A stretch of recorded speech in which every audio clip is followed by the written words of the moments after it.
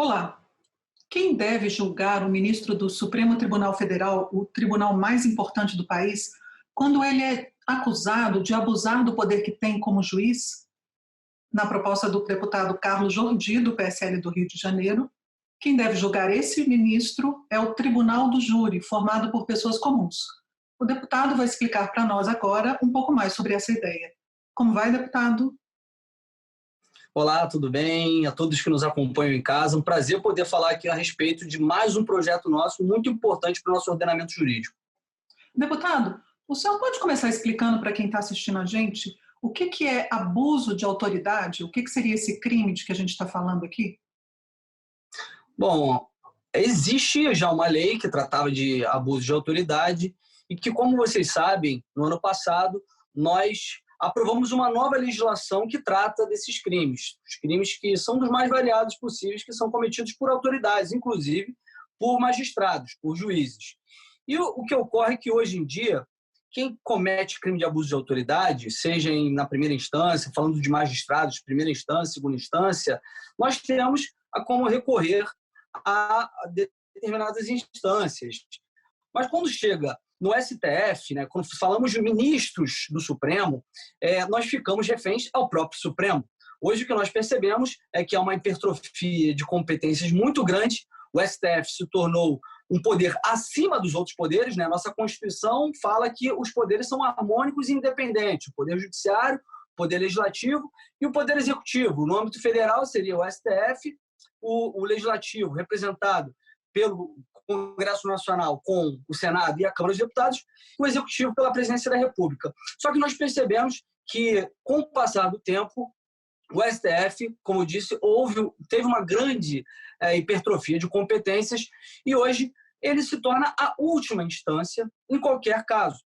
Então, como num caso como nós estamos vendo aí recentemente, em que, por exemplo, o Alexandre de Moraes e outros ministros do STF abusam do seu poder para, por exemplo, instaurar inquéritos de ofício, algo que fere totalmente o nosso sistema acusatório, para fazer perseguições a pessoas que fazem críticas ao STF, impedindo que essas pessoas tenham acesso a esses inquéritos, violando o princípio da ampla defesa do contraditório, e, mais recentemente, derrubando contas no Twitter de pessoas que são apoiadores do presidente ou críticos ao STF. É um verdadeiro abuso de autoridade que encontra a sua tipificação na lei que nós aprovamos no ano passado e que, dessa forma, faz com que nós estejamos reféns a ele. Porque a quem nós vamos recorrer de abuso de autoridade cometidos pelos próprios ministros do Supremo? Fica muito difícil porque nós sabemos que o Supremo ele é corporativista e eles, como eu disse, são a última instância. A nossa ideia agora é fazer com que o parágrafo único do artigo 1º da Constituição ele faça valer aquilo que está escrito, que diz que todo poder emana do povo. O poder não emana do STF, não emana do Congresso Nacional e nem da Presidência da República. Esses são representantes do real detentor do poder, que é o povo. Então, diante de abuso de autoridade contra pessoas comuns, contra parlamentares, contra pessoas do povo, como ocorreu recentemente com essas violações de contas no Twitter, nós temos que fazer com que o povo possa ser esse que vai exercer o poder e julgar os ministros que estejam violando o nosso equilíbrio democrático. Porque houve esse grande desequilíbrio a partir dessa hipertrofia de competências do Supremo e hoje nós temos que fazer com que o povo possa julgar os ministros a partir dessas violações de liberdades e garantias individuais, esses abusos de autoridade. E como é que isso aconteceria na prática? Seria no Tribunal do Júri? O senhor podia também explicar um pouco como é que seriam os cidadãos escolhidos para formar um júri que julgariam o ministro? Seria assim que funcionaria? O que ocorre é que hoje o Tribunal do Júri no Brasil ele tem uma competência muito restrita, ele é muito mal aproveitado, subutilizado, ele só julga os crimes dolosos contra a vida. E o júri, como muitos devem saber, ele é composto por populares, por pessoas do povo que fazem ali os julgamentos de crimes dolosos contra a vida. Existe até uma grande repercussão, uma grande um grande questionamento por parte da população e de juristas de que o júri deveria julgar outros crimes, até mesmo como latrocínio, mas hoje ele está fadado a julgar somente os crimes dolosos contra a vida.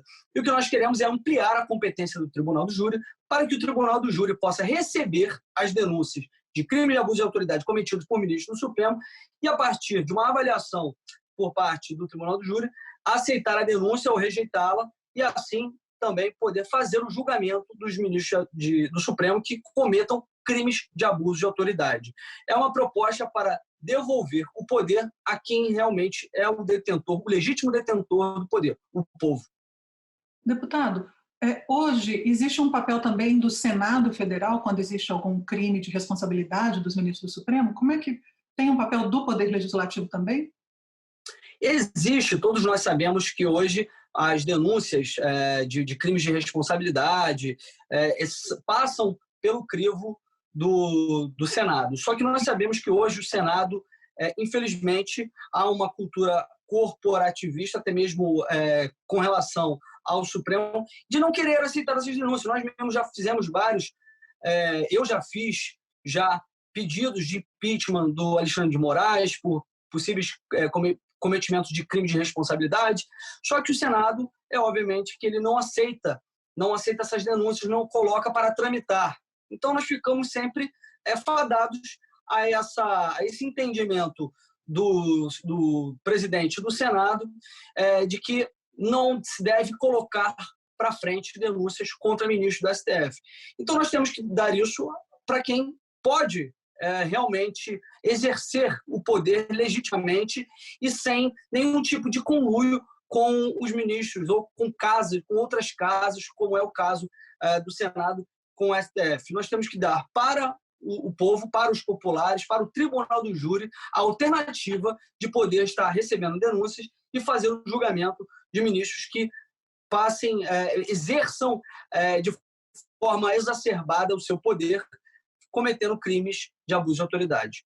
O Tribunal do Júri, deputado, ele também é presidido por um juiz, assim, para explicar, né, para quem está conversando com a gente aqui, assistindo, e não entende o funcionamento do Poder Judiciário. Ele também o júri é selecionado por um juiz, também tem uma participação de alguém do Poder Judiciário, não tem? Como é que ficaria essa pessoa do Judiciário inferior, né, de uma instância inferior ao Supremo Tribunal Federal, coordenando isso?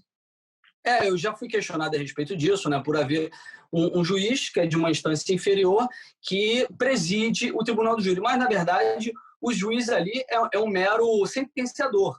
Ele não é aquele que define se é culpado ou se é inocente. Quem define são os populares que compõem o Tribunal do Júri. O juiz apenas define o quantitativo da sentença, da pena para a pessoa que está sendo julgada, que hoje, como nós sabemos, são aqueles que cometem crimes dolosos contra a vida. E esperamos que, com a aprovação da PEC, também os ministros do STF possam estar respondendo por crimes de abuso de autoridade no Tribunal do Júri. E, nesse caso, como eu disse, esse juiz, que é de uma instância inferior, ele não terá o seu voto, mas sim o quantitativo, a definição do quantitativo da pena em casos de crime de abuso de autoridade. Deputado, você falou em PEC, né? Para mudar essa forma de funcionar hoje, tem que mudar a Constituição, é isso, uma proposta de emenda à Constituição. E isso é uma mudança tão importante que ela exige a assinatura de apoio de 171 deputados até para ser apresentada, né? Um deputado sozinho não pode apresentar uma proposta desse tipo.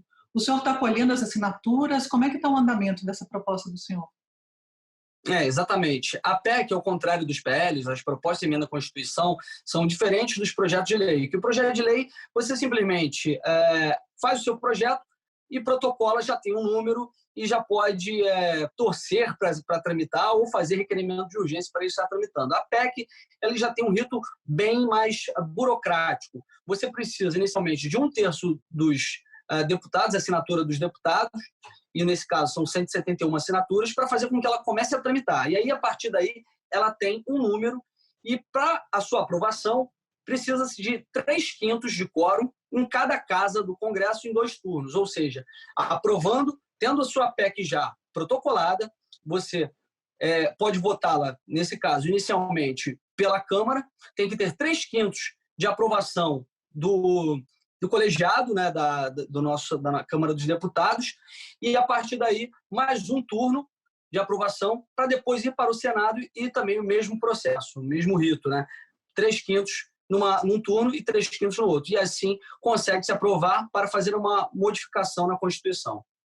E aí sim, estamos sim fazendo a coleta, são 171, temos em torno de 30 assinaturas. Infelizmente, hoje estamos um pouco restritos por conta dessa questão da pandemia, porque antigamente era mais fácil, né? Presencialmente, você recolher a assinatura dos deputados, você encontrava nos corredores da Câmara ou ali mesmo no plenário. Agora a gente tem que ficar cobrando pela internet para as pessoas assinarem via sistema, então demora um pouquinho mais, mas vamos conseguir com certeza, porque está tendo uma adesão muito boa e está tendo uma grande mobilização popular pela aprovação dessa PEC. Muito obrigada, deputado. Muito obrigada pela sua conversa e explicação aqui hoje. Nós conversamos com o deputado Carlos Jordi, que é do PSL do Rio de Janeiro, sobre a proposta dele para mudar as pessoas responsáveis por julgar os ministros do Supremo Tribunal Federal acusados de crimes de abuso de autoridade. Até a próxima.